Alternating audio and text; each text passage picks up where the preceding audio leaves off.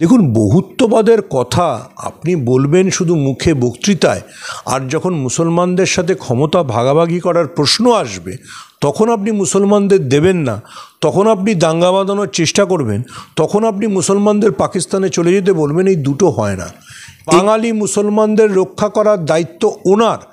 যখন বাঙালি মুসলমানদের দেবেন্দ্র ফডনবিসের সরকার ধরছে এবং ভারতীয় না বলে বাংলাদেশি বলে চিহ্নিত করে সীমান্ত পার করে দিচ্ছে, তখন কি ইমরান প্রতাপগড়ি দেবেন্দ্র ফডনবিসের ওখানে গিয়ে শের ও শায়েরি শোনাচ্ছিলেন?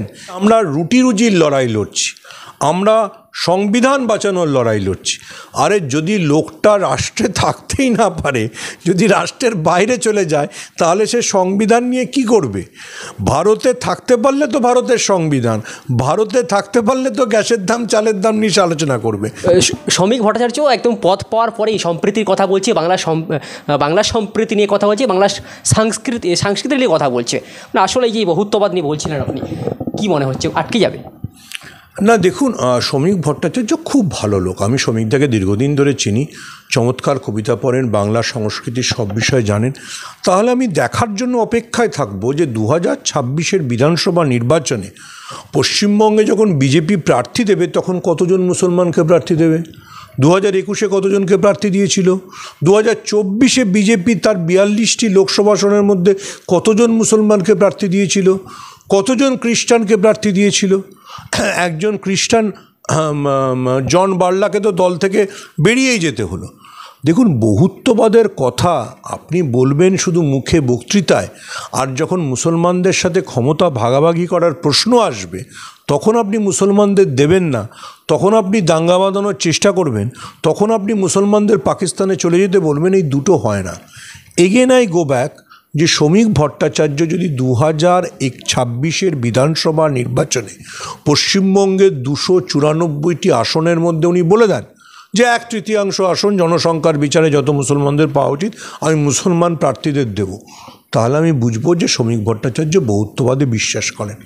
যদি শ্রমিক ভট্টাচার্য মহারাষ্ট্রে দেবেন্দ্র ফডনবিসকে ফোন করে বলেন তোমার ওখানে কোনো বাঙালি পরিযায়ী শ্রমিক ধরা পড়লে তুমি তাকে বিএসএফের হাতে তুলে দেবে না বাংলাদেশি বলে, তুমি তাকে আমার সঙ্গে কথা বলবে, তাহলে আমি বুঝবো যে শ্রমিক ভট্টাচার্য বহুত্ববাদের কথা বলছেন, বাঙালিকে রক্ষার কথা বলছেন, বাঙালি মুসলমানকে রক্ষার কথা বলছেন, বাঙালি হিন্দুকে রক্ষার কথা বলছেন।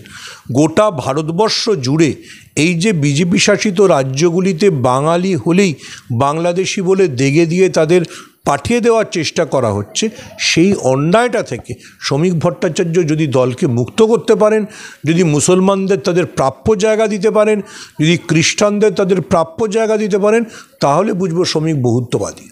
আমরা দেখছি যে বাংলায় কংগ্রেস তার প্রভাব বিস্তার করতে বারবার ইমরান প্রতাপগড়ি এ রাজ্যে আসছে, কিন্তু ইমরান প্রতাপগড়ি মহারাষ্ট্রের একজন রাজ্যসভার সাংসদ, তিনি বাংলায় পরিযায়ী শ্রমিকদের হয়ে কথা বলছেন না, অথচ তিনি বাংলায় এসে বাঙালিদের ভোট চাইছেন। কি বলবেন? দেখুন, ইমরান প্রতাপগড়ি শের ও শায়েরি ভালো করেন, শুনেছি বিরিয়ানিও খেতে ভালোবাসেন, বাংলায় আসুন কোনো ক্ষতি নেই, কিন্তু উনি যদি মনে করেন যে বাংলার মুসলিম ওনাকে দেখলে গলে যাবে, তাহলে উনি ভুল করছেন। যেটা আপনি বললেন যে উনি মহারাষ্ট্র থেকে নির্বাচিত রাজ্যসভার সাংসদ প্রিয়াঙ্কা গান্ধীরা ওনাকে মহারাষ্ট্র থেকে রাজ্যসভায় জিতিয়ে এনেছেন, উনি কংগ্রেসের সংখ্যালঘু সেলের সর্বভারতীয় প্রধান, তাহলে ভারতীয় মুসলমানদের রক্ষা করার দায়িত্ব ওনার, বাঙালি মুসলমানদের রক্ষা করার দায়িত্ব ওনার।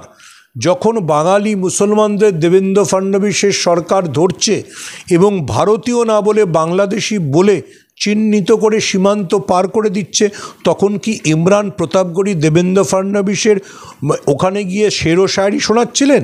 কী করছিলেন উনি? মহারাষ্ট্রে দাঁড়িয়ে কোনো প্রতিবাদ করেননি কেন? দিল্লিতে কিছু বলেননি কেন? রাজ্যসভায় কিছু বলেননি কেন?